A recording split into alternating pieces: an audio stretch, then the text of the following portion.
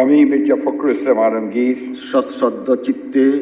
সশ্রদ্ধ চিত্তে শপথ বা দৃঢ়ভাবে ঘোষণা করিতেছি যে আমি আইন অনুযায়ী বাংলাদেশের রাষ্ট্রপতি পদের কর্তব্য বিশ্বস্ততার সহিত পালন করিব। আমি বাংলাদেশের প্রতি অকৃত্রিম বিশ্বাস ও আনুগত্য পোষণ করিব। আমি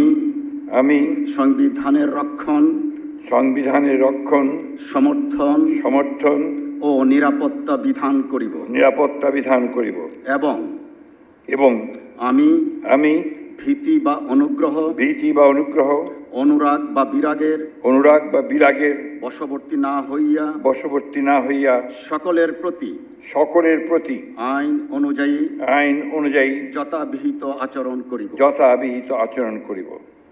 ধন্যবাদ।